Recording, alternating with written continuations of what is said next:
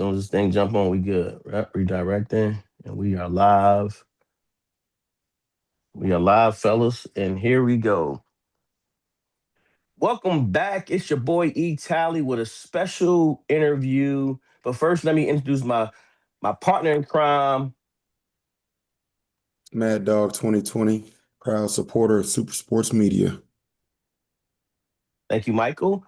And real quick, let me read your accolades off. Special guest. I met him in the AAU scene that he's been doing currently for the 15th year this year.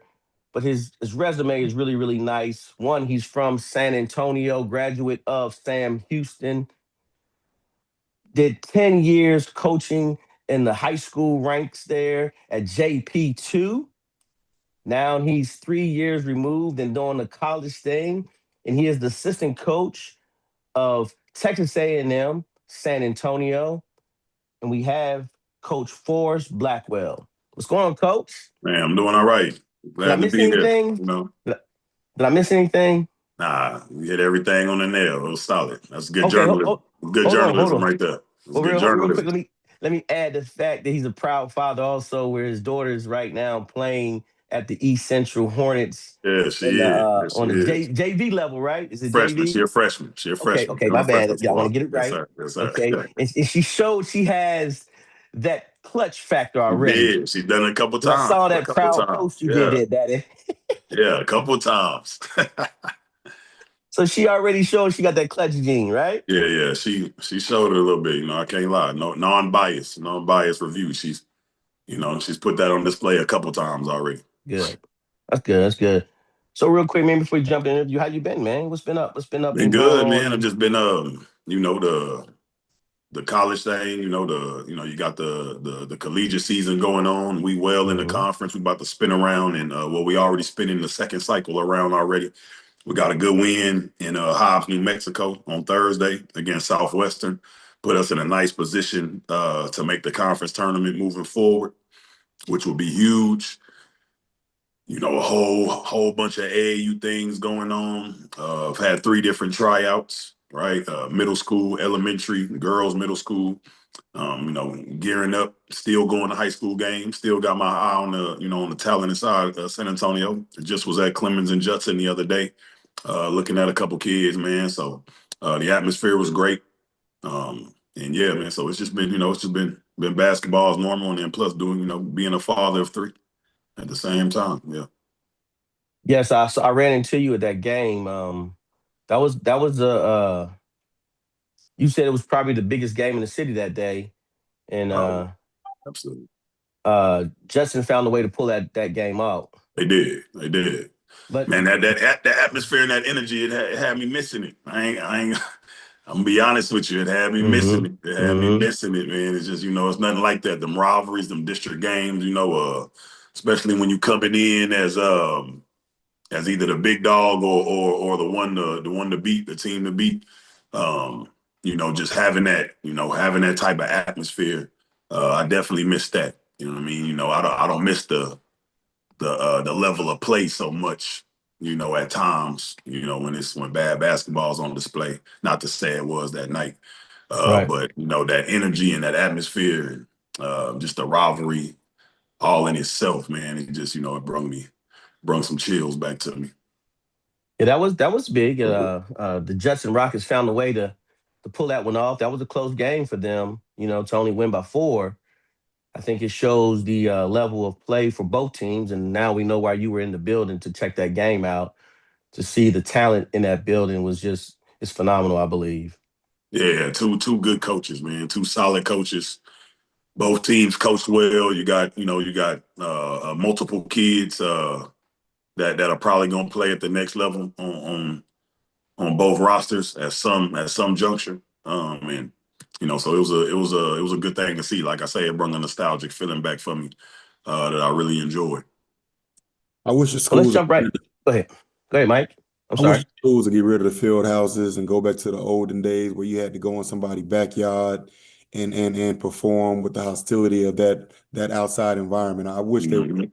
that environment, that feeling, Ain't nothing like being able to go in somebody else's backyard and have to hoop. Yeah, no, it ain't. And then for the home team having to perform Yeah, in front yeah, of your home yeah. crowd, and that feeling there, you go to the field houses, they're great, but it just ain't the same, You got to do too much to it get there. It's too many variables involved. Kids got to go home, go back to the gym, instead of just yeah, hanging out at the school all day. Staff isn't there. right. Administration isn't there, But I mean, that's only happening in what, North Side and in Northeast. Northeast. Maybe And at No, no, San SISD sometimes. yeah, San SISD Antonio has sometimes. it.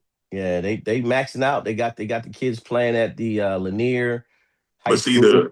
our two most competitive districts though have that. It's that field. You got to go to Yes, their schools. That correct. yes. 5A district we have, and then that Judson Clemency Central, still that district Yeah, over there. You got to, 29. yeah, you got Yeah, to go to the District school. 29 and 26 in the 5A. Yeah, yeah, yeah. I love it. I love it. I love the fact you're saying that. And hopefully, people hear that and say, hey, maybe we could just tighten that up. Yeah, absolutely.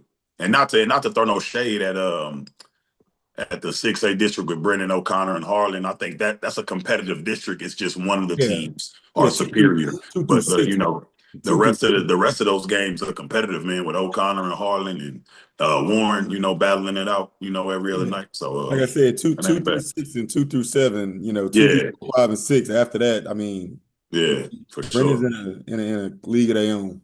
Yeah, absolutely.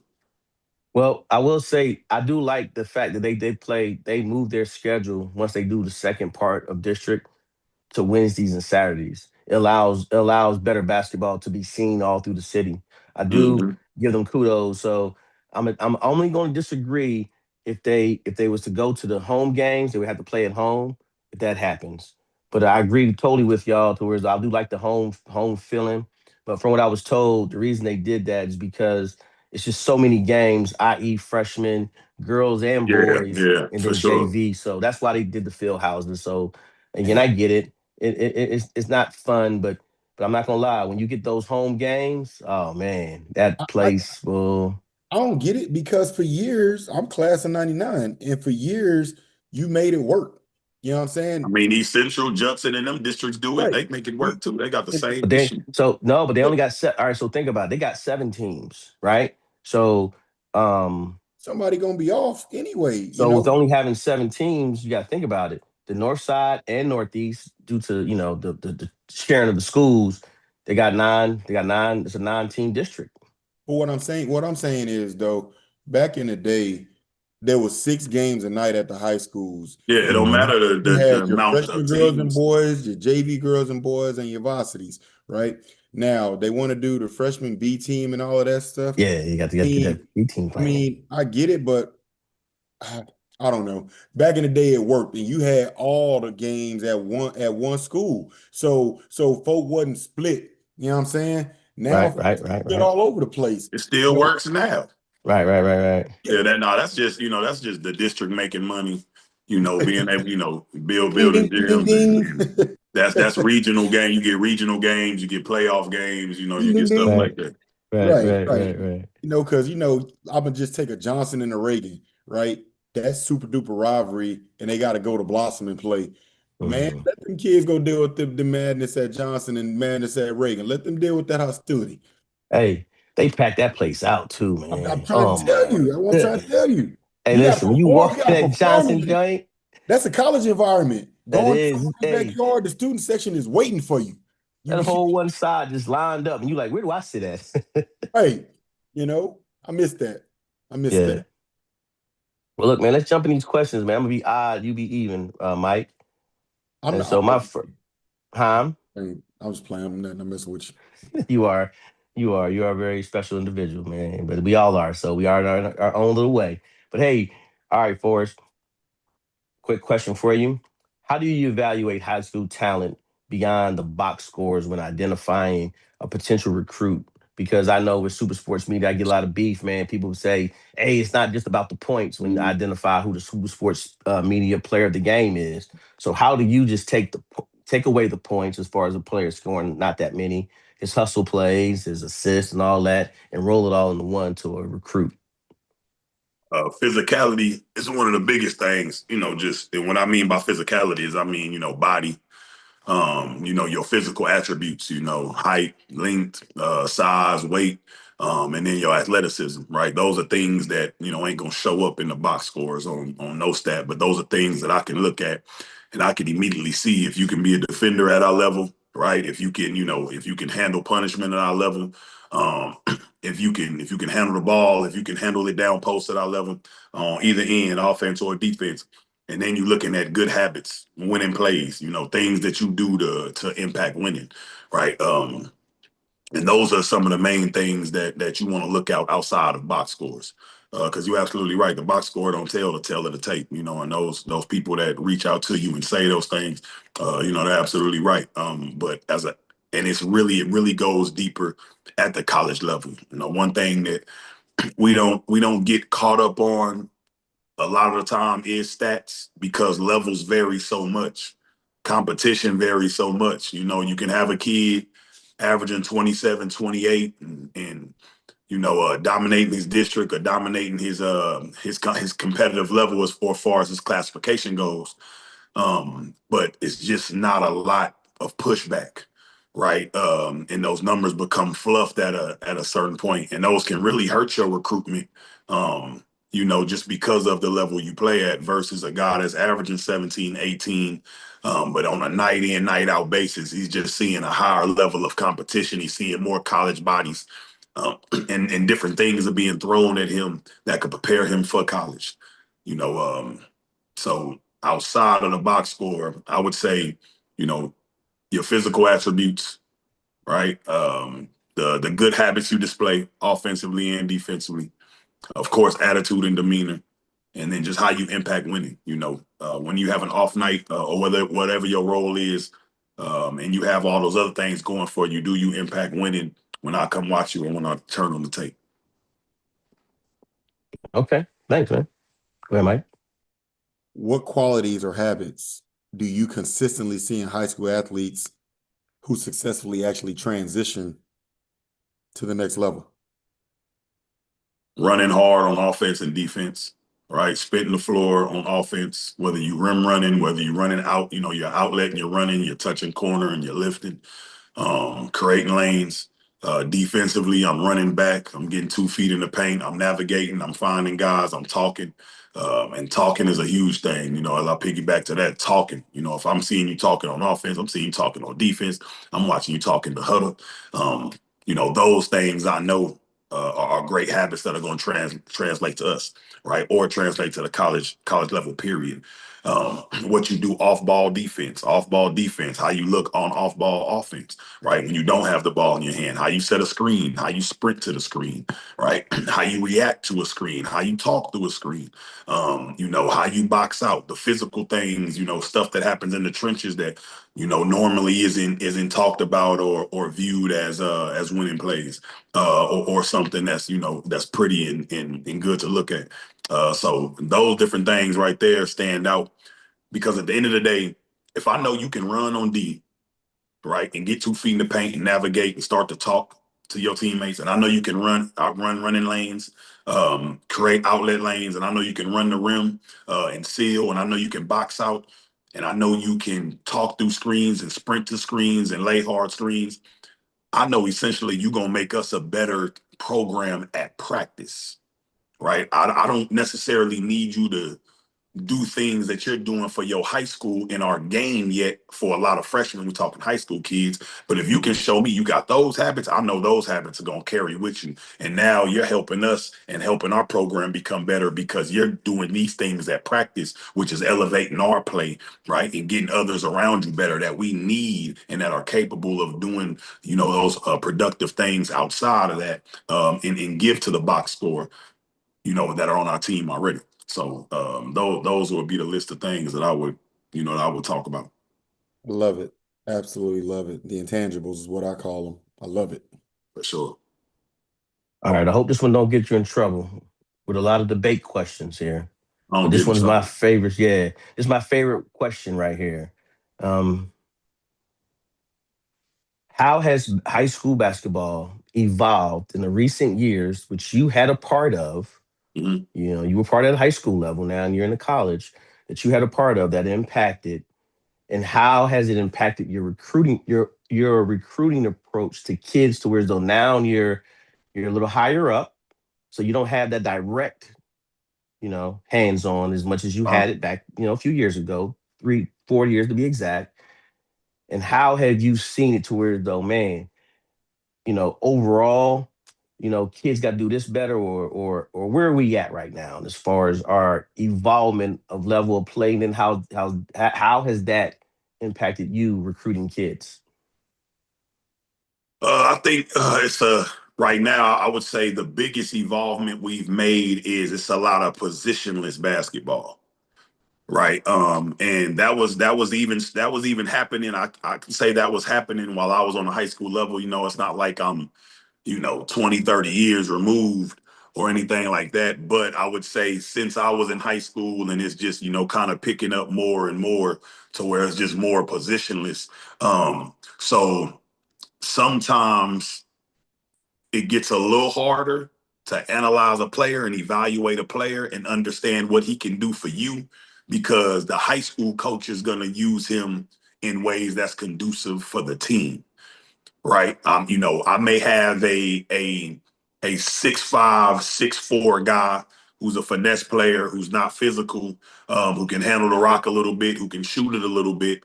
But the high school coach, if it's a small roster, if it's a little roster, now he's guarding bigs, and I'm not really seeing him guard wings and guard twos and threes, which he would be doing on the college level, right? And then I'm probably seeing him get a lot of post touches. I'm probably seeing him get a lot of intermediate touches that will make him look like a small post, right? But you can't, so the fact that things get positionless and you kind of move pieces where you need them fit, I think is much more evident in the high school game now.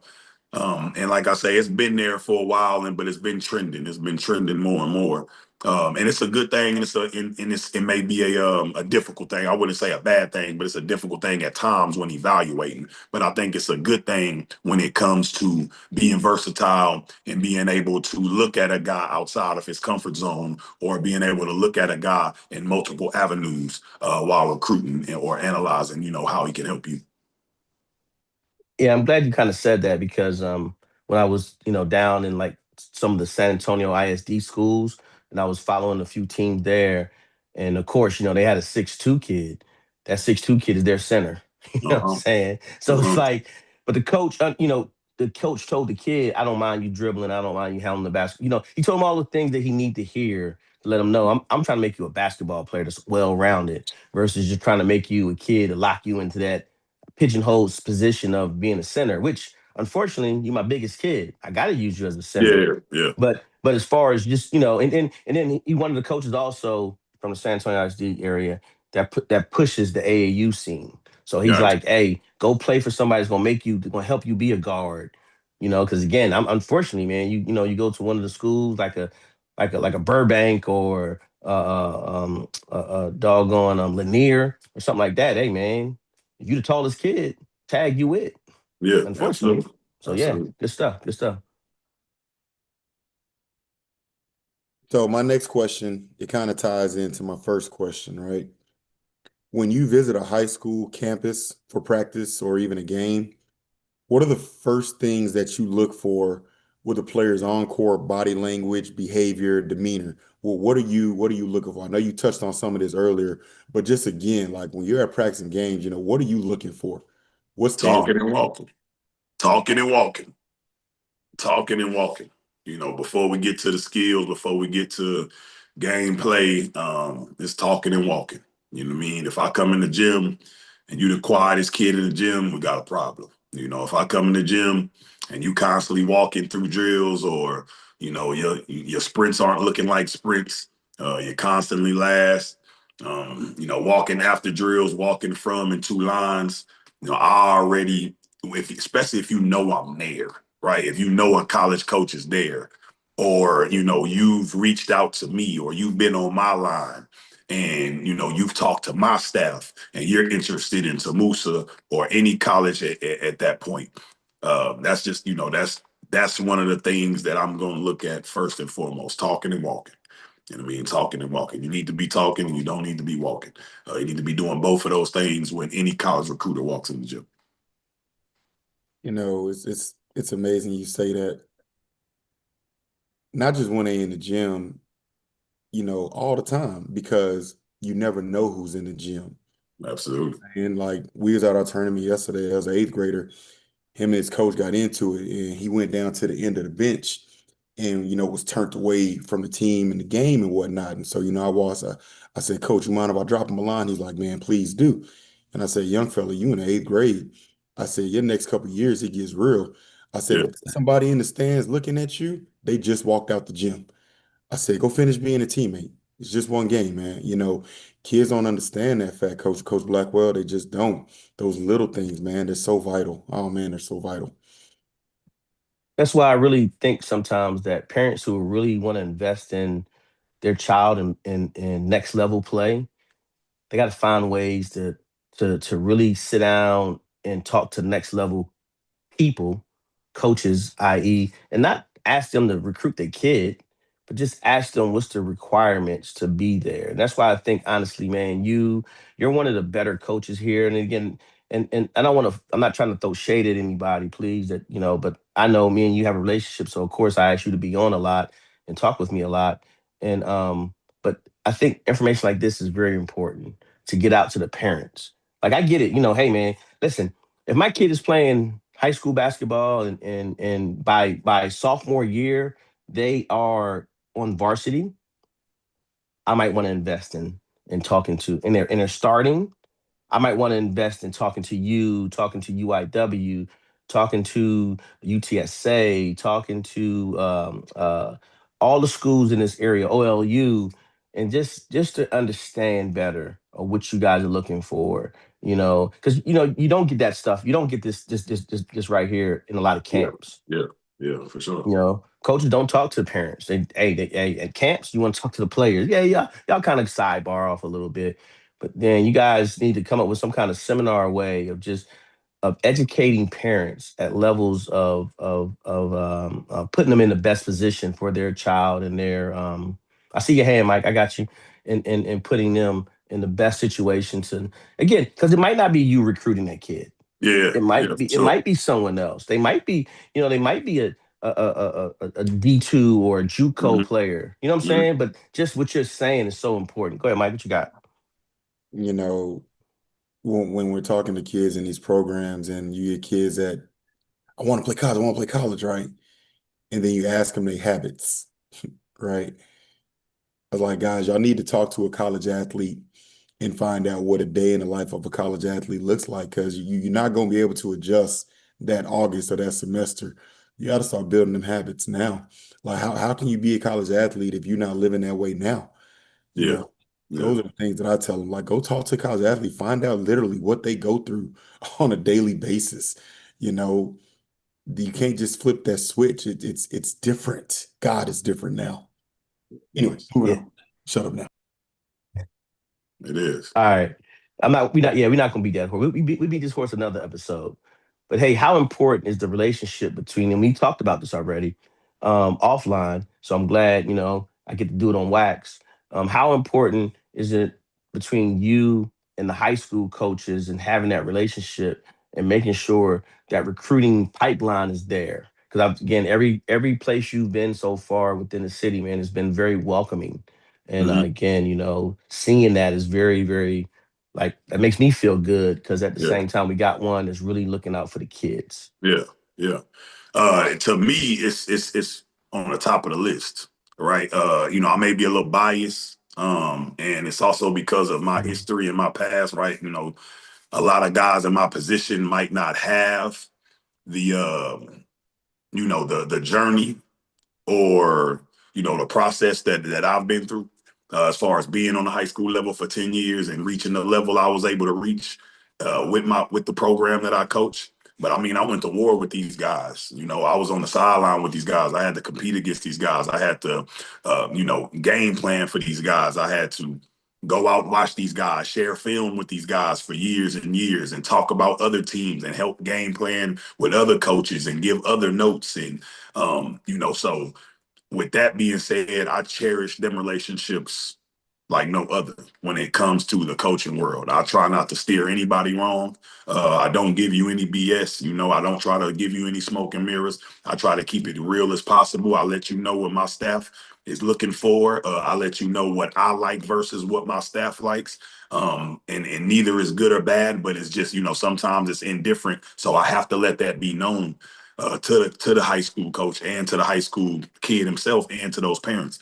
I try to keep things as realistic and genuine as possible so that it doesn't look bad on the coach that the player is playing for. Right? These are guys are reaching out to me personally. We're having conversations and we're talking. I'm going into their home and their house and looking at their players and um, making sure that I provide that service for them as well. So just the history that I have with a lot of these coaches in the city, and knowing what it takes to be a high school coach and the pressure it comes with, and what you're expected to do, and the type of relationships you have with these kids and these parents, right? And what they're hoping to get out of you. And their buy-in to you, I understand how important it is to at least just give a kid an opportunity to play at the next level. And you need those connections and you need people you can trust. So I definitely take it in high regard, and it means a lot to me that I am somebody that they can trust. And I try to make sure that I keep that reputation and that respect level at all times. These are my guys, man. Like I say, we was in the field for years together. I battled with these guys. I've stood across sidelines with them, game plan for them, shared notes, shared film. So I never want to, I never want to break or bend that relationship at all. So I'm real careful about how I go about recruiting and the words I say and the things I say, and any guarantees I may make or not make. Good stuff. Good stuff. What advice would you give high school athletes that want to make themselves more recruitable to NAIA programs or any other collegiate level programs? What advice do you got for them outside of everything you've already shared? Yeah. What advice? What outside advice do you got? You got to get on my nerves. You got to get on our nerves. You got to be a pest, man. You know what I mean? Like if I'm a defender, I got to be a pest. I got to get after it. I'm gonna make some, I'm a foul. I'm gonna make some mistakes. I'm gonna get burnt here and there. I'm gonna get my feelings hurt. Somebody might cross me, knock a J down in my face, but every possession, I'm gonna keep drumming at it. I'm gonna keep attacking you. And that's the type of mindset they gotta have. If they're not on the team that gets all the notoriety, or they're just being overlooked, period, or their coach, as we were just talking about, don't have the connections and the relationships with college coaches, which a lot of them don't. So as a player and as a parent, y'all, you got to be pissed, right? You got to get on our nerves. You got to send emails. You got to look us up on social media. You got to send DMs. If you get our phone number, you got to send texts. You got to call. Allow us to ignore you. Allow us to tell you no, right? Allow us to tell you we're not what you're looking for. But until we do that, you keep going. You know what I mean? You keep going. I mean, it's you got one time to do this, right? You got 4 years. You're not gonna get high school back. Knock on as many doors as you can and be loyal to self. And trust in yourself and invest in yourself. Don't wait for a coach to do it. Don't wait for an AAU program to do it. Don't wait for your parents to do it. In most cases, right? Invest in yourself, believe in yourself, and knock on doors and sell yourself, and continue to do it until doors are shut permanently, and then you move on to the next door. Be loyal to self, look out for yourself, and go get it. So want to make sure I translate this properly. So basically what you're saying is a non-response isn't a no, it's just a non-response. Yeah, it's just a non-response, man. Keep sending until you get something, or Yeah, get lucky. yeah. You might look up and they might come check you out. Yeah, keep driving, keep swimming. That's a term I like to use. Keep swimming. There you I go. mean, if I don't get back to you, if I don't say anything to you, you got to understand we got a lot of things going on, and there's a lot of kids wanting these 15, 16 spots, right? And not only high school kids, you got JUCO kids, you got transfer portal kids, you got college kids. But so I don't give a damn if I say something to you or not, or text you back or not. I may have meant to and didn't get around to it, and I'm sure other coaches are the same. Send me another one. send me another one. Hit my email, hit my DM, hit my phone, do, all three ways. Every point of access you can use, you got to use it. And that's me as a college recruiter and an assistant that deals with these calls and these emails or these text messages. I'm telling you to do it. I have no problem with you doing it, and you need to do it. You have to be the biggest promoter of yourself. You know what I mean? You got to put it in your own hands. And if you got a coach that has those connections, great. If you got a parent that has those connections, great. If you got some salesmen around you that do a great job of getting your name out there and providing you with notoriety and respect, that's great. That's things you can add to your plate. But you need to do it first. You need to do it first and stop being scared. Great advice. I love it. Quick question offline, but at the same time important for parents, right? What would you suggest a parent invest their kid into, i.e., making sure they do or they're not afraid to hit your line and call you and just be a pest to you? What are some of what's something you would kind of just tell that parent, like, hey man, like, you just told me a pest, right? I get it, but what do you what else could you tell them to do to just make sure that that parent understands the investment they're about to take? That's where, finding the right AAU program, finding the right mentors, finding the right coaches, being a part of the right program. I think that's where the investment lies. When you're choosing an AAU program, when you're choosing a trainer, when you're choosing some sort of management help in those regards, that's where you get the bang for your buck. And that's what you got to look for. You need to all the glitz and glamour is cool. The circuits is cool. The teammates and all of that is fine and dandy. Those can be plus, but you gotta find somebody that understands how this goes, that has those connections, and can give you the language and the verbiage to use when you're doing this and how to go about it. Right. So when it comes to an investment in your kids, you need to know that whatever situation you're putting your kid in, outside of school or even in school if you have the opportunity to choose. When it comes to basketball or any sport regarding recruitment and next level opportunities, that's the investment. It's putting them in a program that is going to try to make those things happen or know how to make those things happen and can help you and guide you every step of the way. Great segue. 15 years. This is the 15th year of the AAU. Can you tell us a little bit about your program first before we jump into it? And at the same time, I'd like to give you this opportunity because I like to give everybody opportunity. And that's what Super Sports Media stands for, San Antonio. So go ahead, talk a little bit. Let us know your newest venture and where year 15 is going to take us, and then we'll jump into the questions. Man, so started a long time ago in 2011 when I was coaching for a program called SA Wolfpack. This on the east side of San Antonio, right where I grew up at. At that time, I was coaching with a guy named Bo Wolford. Shout out to Bo. He was the first person to give me an opportunity and put me on the sideline. I think at that time I was with fourth, fifth, and sixth graders. Coached there for 2 years. That was 2011, 2012. And as I made a transition career-wise, as far as my 9 to 5 life, I got hired as shirts for the city of shirts, which I worked for 5 years. And when that happened, that's when everything kind of took I kind of leveled up in a sense. I started my own AAU organization, which was Shirts Cowboys at the time. Um, and that happened because I got hired by John Paul II first as a football and assistant coach, right? And then I was hired as a basketball assistant coach after being hired formally for football. So that was 2014, the 2013-14 season. And with that happening, that's when I was able to set up shop, create a home station, and create my own AAU program. Right. When I first created the program, it was developmental as developmental can be. I'm talking, first time beginners, kids that never played AAU, along with some kids that were that were experienced, and were dialed in and had some, was able to experience that AAU lifestyle for a couple years prior. Some of those kids were some kids that came with me from the Wolfpack.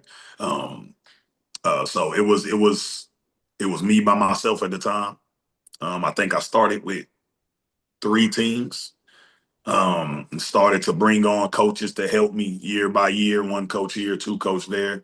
And it all started at first as just on the middle school sector, and it was to help me build John Paul II is a basketball program, right? I would go get the surrounding middle school kids, the surrounding private school kids, regardless of talent, regardless of potential. I would put them in my program, and I would just start to gear them up for John Paul. I would start to, gear them up for things that we were doing at the high school level, and that panned out. That worked. 3 years in, everything took a turn. And the ascension started happening and never stopped as far as John Paul goes. So my AAU program it was basically a farm system to begin with. Um, then it took a change with with it growing and with it building, uh, and teams getting better and looking better and actually performing better in the city. Then it took a change, and I moved into the high school, the high school levels as well. I think my first high school team was the class of, it had to be the class of 2020, I believe. Um, they were the first high school team, and then we built from there. As they got older, my program began to stretch out as far as levels go. So in that sense, since 2020 till now to 2026, it's grown tremendously. um and we've been able to do some wonderful things. We've sent kids to every level, JUCO, D3, D all the way to D1. There's been a commitment on every level as far as the 17U goes. The level of competition and the level of play has grown, and I've been blessed to been surround those kids with great coaches. And we've started to venture off into the girls program. I've had my girls program, which is called Girls Nation, been going on for 3 years now, going into its fourth year. That's growing, as far as level and the amount of players go. And now we in 2026, where we've came under the umbrella of Victory One, and we've created a great partnership, and provide the resources to continue to platform and give kids and parents an opportunity to play no matter what level it is, right? So the format we working under right now is we want to bring everybody on. We don't want to cut players. We don't want to send anybody away. We want to put skill with skill and put level with level.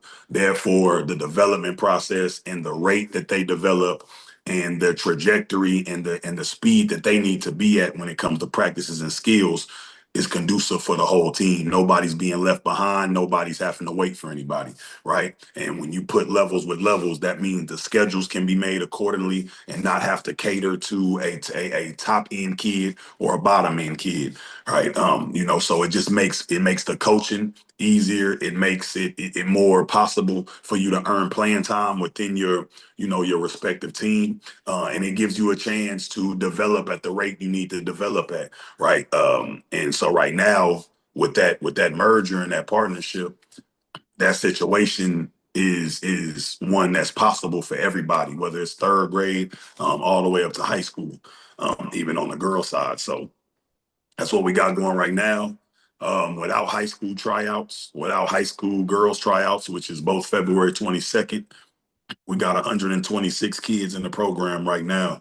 And that's from third to eighth grade on the boys side, and that's fifth to eighth grade on the girls side. And, I'm just very excited and very ecstatic and ready to see how that format plays out and the type of productivity and benefits it gives these players and these parents, that are part of the program.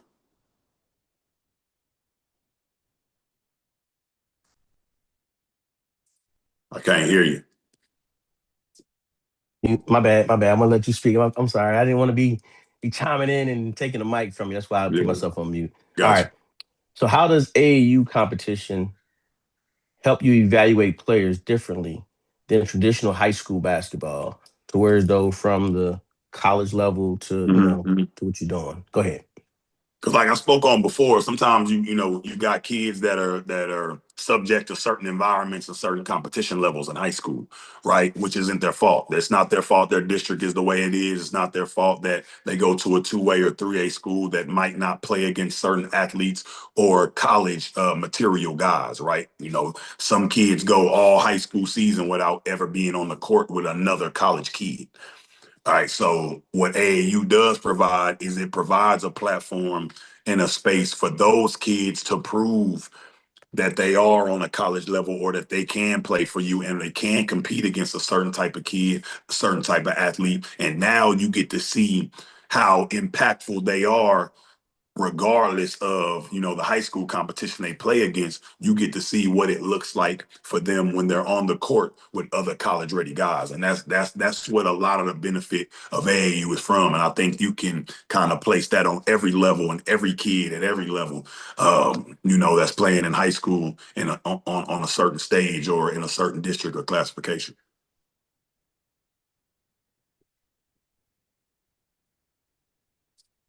Tally on mute. I know. I'm just at perfect. It's your turn. I'm done. He did a great job. He answered that. Hey, he answered that superbly. Like, hey man, I can't wait till my what's it called? Chop this up because that was the perfect answer.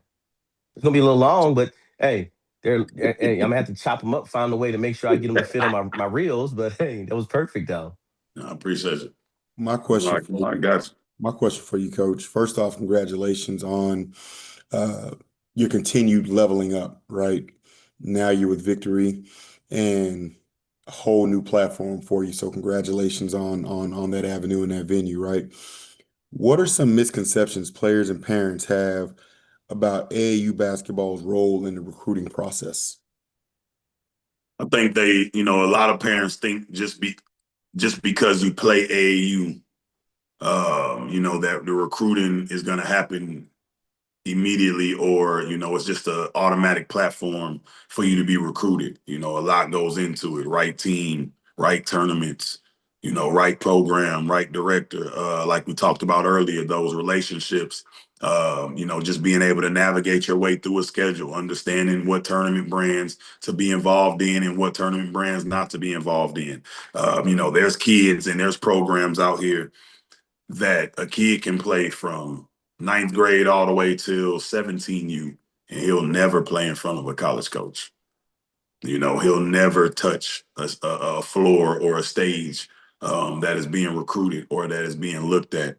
Um, Believe it or not, there's programs that will never touch a live period. And it's just because they don't, those guys that are ahead of that snake don't quite understand it or haven't been taught it or don't really know, what they're doing in that particular section of AAU. And that's the harsh reality of it. And that's why parents really, really gotta, do their homework and seek advice and be able to choose the right situation for their kid, starting at a young age. Well put and well said, good sir. All right. So one of your jobs you're gonna have really this year is really gonna be hard, I believe. Is just one, you have so many kids in the program, and then two, you're still gonna be making sure you do out get that you get out there and recruit in those live periods. So how are you gonna balance that from what you see from the AAU side versus what you see in the high school side, and then make sure when you're out there recruiting, when you got your Jaguar shirt on, you're making sure you see that package, that complete package. Like, okay, hey, I remember kid A, Tally from Steel. Man, Tally did a really good job, but hey, now Tally's playing on this AAU team. I'm not seeing the same thing. So how do you balance that to make sure, like, okay, maybe it's like you said, the team he's on and things like that. How are you going to balance that part? When it comes to looking at a kid, when I watch a kid in high school and then I watch a man, it's a couple things. It's things that can send me south, but it's things that I also understand being basketball personnel and being inside this world that, the certain eyes or certain people, won't quite see or understand, right? So you can get a kid that is performing well in high school, right? And then he goes to AAU, and when you watch him on his AAU team, he's not performing as well. Okay, and then average mind would think was all right. Well, he was performing well there because it was less competition, right? Like the situation I talked about earlier, versus him not performing well when there's competition on the floor. That's not always the case. It could be coaching, it could be system, it could be role, it could be position. So as an evaluator, I have to be able to look at that, see that, recognize it, and be able to split the two. Whether it's the other side of it as well, it can be the other side of that pillow as well. So I got to be able to see that, understand that, and just put him in the shoes of what we provide and what we do, and try to estimate as best as I can whether he'll be solid where we're at, versus what he's doing now. Well said. Thank you. Well said. Mike, you're on mute now, Michael. I am. I was being respectful. How important is it for you to build relationships with AAU coaches and programs when identifying talent? Being that you have your own, how does that work? I mean, it's the same with me. I respect these guys as well. Of course, um, there's levels of respect, right? And there's levels of different coaches, are better prepared, or just like in any field, you got some that are better than others, and you got some that do a better job than others, whether it's being a program director or whether it's being an on the floor coach or a guy that sells their kids. Right. So, those relationships are just as important as well. Those are other avenues that and resources that can help kids and that can help me see a kid or understand, what a kid provides and what a kid does and how a kid is. So, those relationships are just as important. Um, it's just finding those. The thing is, it's so many AAU coaches versus high school coaches that the problem becomes finding those that are gonna keep the integrity that you need them to have when selling their kids. In my position or my experience, I've found that it's a little more likely on the coaching side at the high school level. Um, but on the AAU side, there's just a lot of pools to pick from, and it's a lot of different ponds. It's a lot of different personalities, so it's a little trickier to navigate your way through those woods and find the coaches that are going to hold that integrity and just keep it brutally honest about their kid, because they want to keep the respect on their name as high as possible when talking about the next kid, right? So that's I think the relationships is just as important. It's just that part of it is a little trickier most of the times, and in most cases when it comes to compare it to high school coaches. Well, from, being in the AAU world, against you for so many years, I just want to applaud the way you've always carried yourself. We've had some great battles, and it's always been about the kids with you, and that's why we always got along. And so I commend you and salute you because you've always kept it about one thing, and that's the kids. Like, I don't think I've ever seen you get outside of pocket, you know, with the kids on anything. And there have been some situations that have called for it. But the way that you carry yourself, I salute and I applaud, man. Keep doing what you're doing. I appreciate it. I appreciate it. Likewise. Thank you, man. It means a lot for sure. I take real pride in that. You do. You really do.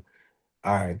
What traits stand out in an AAU player who pretty much is ready to who's already ready with the structure of the discipline and all the things that you require for college basketball? What traits stand out the most in those AAU players? I would say being able to continue the good habits that we talked about. Just the things you taking from your high school coach, the things that you're taking from a trainer, or the things you're taking from your AAU coach. Especially when you got a good core of those guys, when you're able to translate and put those on the court consistently, and show those winning plays that we talked about, and those intangibles that we spoke about, that don't show on the box score. I think it's the same. It's the same collection of intangibles and habits that we spoke about earlier. All right. Mike, you had anything else on the AAU? Or you good? No, the AAU world is what the AAU world is, and so uh, again, I salute and applaud because I've watched, we're in each other's backyard, and Sure, I've watched that growth from the developmental of the developmentals, right? And I've watched how you've grown, and they've grown because of you, right? You present yourself as what you're doing for the kids, and now the better, more skilled kids want to come to play and be in your program. And so I'm excited to see this new transition, at Victory, and what it's going to bring and what it's going to do, because you're at the head of that train. I ain't gonna say snake because that ain't you, so I don't even want to reference absolutely, snake. absolutely. You're the head of that train, head of that locomotive that's about to do something special out here in the Northeast San Antonio world. And so I'm very much excited to see, what comes here in this 2026 season for you, man. Really am. I appreciate it. About to be All right. it's definitely about to be something special. Absolutely, you already know. Already is. Hey, so real quick, let's shift gears a little bit and let's talk about you coaching at the collegiate level. Hmm. So how do you adjust your approach when you're working with that freshman coming straight from high school? Because you've done it last year, you've done it, and compared to this year where you're working with a lot of transfer portal kids. Well, not transfer, I hate to say it like that, but transfer, kids that transferred Yeah, into I the mean, yeah, ain't portal. nothing wrong with it. That's what it I is. know, man. It just sounds so man, it sounds Nah, so it's a I negative know. narrative around it, but it's It not is. negative. You know what I mean? It's It's not. not It's it's not a not. negative thing. It's a beautiful Right. thing. It It's is. the transfer portal. The transfer portal, of course, obviously makes things hard for high school kids being recruited straight out of high school into certain programs. But once you get into college, the transfer portal is your best friend, because you got you and not saying, and I'm not talking about the guys that transfer for this reason, that reason, can't handle it, looking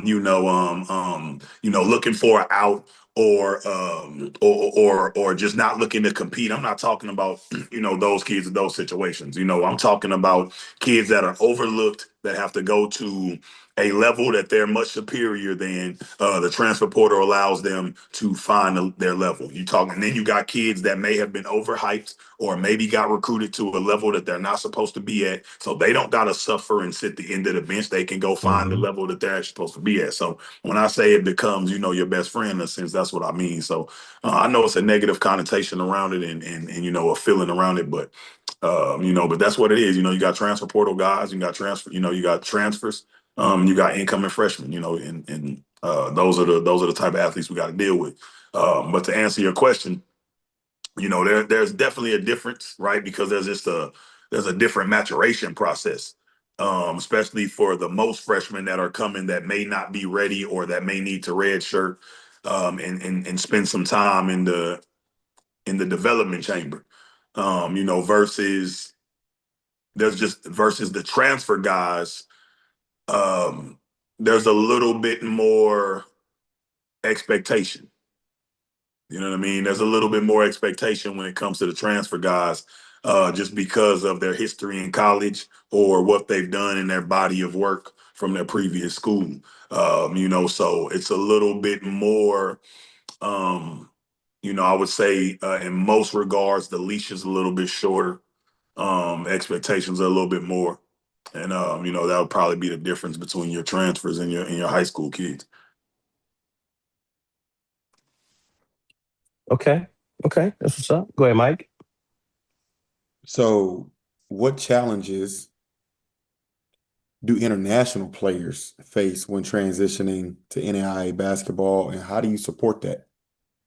Well, the thing about us is we got half of our roster is international kids, right? So I've been coaching 7 to 8 international kids since I got on the collegiate level. I have not spent 1 year where half of the roster isn't made up of international kids. So I'm directly tied to that, to that situation and have great experience in that. I would say the biggest thing is the physicality, the speed of the game. Um, and just the way the game is played. They play a different brand of basketball. Their scheme and their schematics are a little different as well. They're more fundamentally based. There's a lot of athleticism. Things are more tied to athleticism around here, and the physical part of the game for a great deal. And I think that's the biggest adjustment that those kids got to make coming over. It's the physicality, it's the speed of the game, and just the way the game is played from an X's and O's standpoint. Is just to keep going with the international player.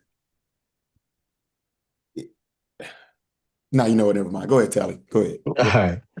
All right. I want to ask a redundant question, but I'm gonna skip a few here.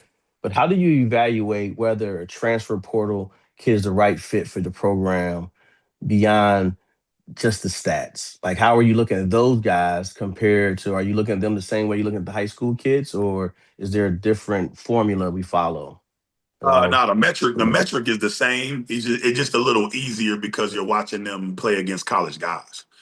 But you're still looking at, style of play, what they can do or what they can't do beyond the 3-point line, what they can do or can't do inside the 3-point line, the type of defenses they played, whether it was strictly man, whether they played a lot of zone, the pace they played at. Did they play a fast paced game? Did they play more of a half court game? And, you just tie all of those things into what you do as a program, and you decide if they're a fit or not. But, the metrics are the same. Like I say, it's just easier. It's just easier to dictate and decide because you're watching them play against college guys and you're watching them play against a higher level of talent than a high school kid is for the most part. Okay, go ahead, Mike. So, what role do you play in portal players adapting to a new system and the culture quickly? Like, what's your part? m- Mental most of the time. You know what I mean? Just making sure they mentally stable, making sure they focus, making sure that, they're able to get over the hurdles that come with transferring, make sure that they're able to deal with playing, 20 minutes this day, 5 minutes this day, making sure they confident, you know what I mean? Making sure that they continue to be a great teammate, making sure that they're buying into what the head coach is selling. These are a lot of things that come into it because, you're going, you got transfer guys that have played for 3 coaches. You got transfer guys that are trying to find a home. You got transfer guys that just had not had the success that they were deemed to have coming out of high school. So, you just got to make sure they mentally right, make sure they mentally prepared. Take that, that struggle and that responsibility off of your head coach, and make sure that they're prepared to go every night and make sure that their confidence is where it needs to be moving forward, no matter what's going on with playing time or their role. There you go. So, real quick, so how do you build the trust and rapport with your players who come from outside the city to where as though like they're from the transfer portal or just kids you recruit the first year or whatever? How are you building that trust and rapport with them to make sure they understand what they're getting into? They have a job to do, but at the same time, they still got a place that they can call home for the next 6 to 9 months. I'm doing how I've always done it as a coach, and I pride myself on keeping a solid balance. Um, of being support, and bigging them up as much as I can when they do something good, but also keeping it real, and keeping it straight down the line. When they're either messing up or they're on the bottom end of their game, or not performing as well. And I think kids can sense that, especially young adults, right? These guys are 19, 8, 20, 21, 22 years old. So just keeping it real with them, keeping it down the line with them, and once they know they can get that from you, it's a respect level that they're going to have for you moving forward, no matter what it is, whether they're performing at a high level or they're not performing to their ability at all. That the fact that they can go to you and talk to you, and get a clear cut answer, or get the advice that they need, or get the evaluation that they're looking for. It goes a long way, man. It goes a long way with kids. And like I say, young gentlemen.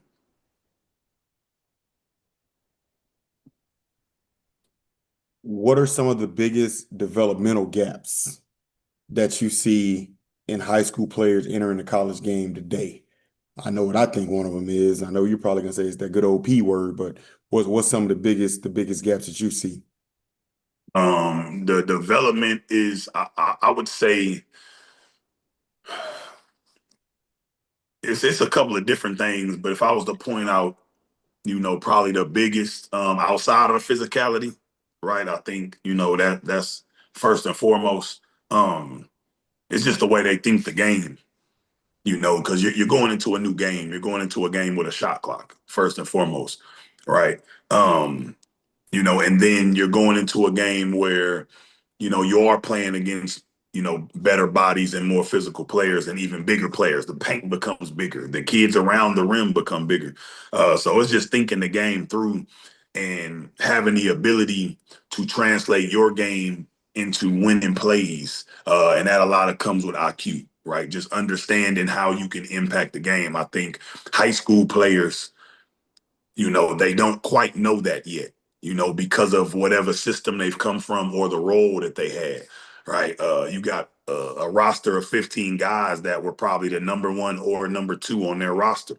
So now you got to learn how to be a number 8 or number 9. So your leash is much shorter, your minutes are much shorter, your role is more compressed. So, how are you going to fundamentally, how are you going to translate and take parts from your game and help us win games? And I think that's probably the biggest hurdle, that high school players have, when they're their first year on the court straight out of high school. All right, this will be my last question. Uh, it is, because no, because some of the questions I sent, I just realized they were kind of, you hit on it, so it was like, yeah, we want to be the dead horse. We get it, we hit Gotcha. I it. got you. So, thoughts on older players being drafted and coming back? They did kind of rescind that to where they're not gonna let a guy who left early, what I'm saying, played in the G League possibly. And Yeah. they did rescind that. But at the same time, what's the thoughts on that? I guess I'm assuming the community said hell no, excuse my language. So, But so Bron can't go play at Arizona with Bryce? no, he can't play. No, he don't have, even though he might could, because he got 4 years eligibility. Yeah. So, but what's your thoughts on that though? Seriously, from guy who's been doing it, guy who played at a high level, now is coaching at a high level. What's your thoughts on that, man? think I think there needs to be a cap and a time period involved. I don't necessarily think it's a bad thing if a kid leaves college his freshman year, ends up going to G League, and then wants to double back and go back to college before he ever touches the NBA floor. I don't necessarily think that's a bad thing. I don't think there's an advantage. I don't think that, competition, um, is disgraced at all or affected. I think that there just needs to be a time limit, and I think there needs to be a period, of time that you have to choose to do this and reroute, the direction you went. I don't know what that time period is. Maybe it's 1 year in the G League. Maybe you can, and maybe that's also affected by when you left. I think you count that G League year. So if a kid leaves as a freshman and he goes to the G League, I think you count that as his sophomore year. That goes against his college play time.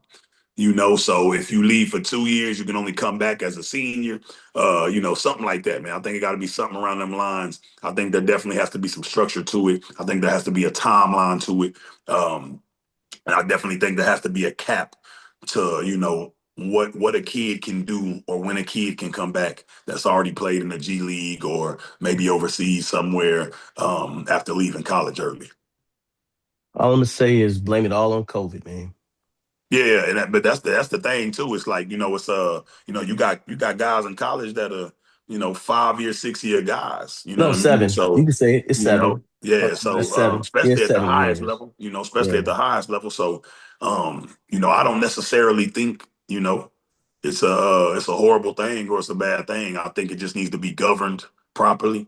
I think it needs to have some structure to it, and I think there needs to be rules applied to where you don't create a competitive advantage or put somebody in a position to where they got a certain type of advantage from a player that other programs don't have.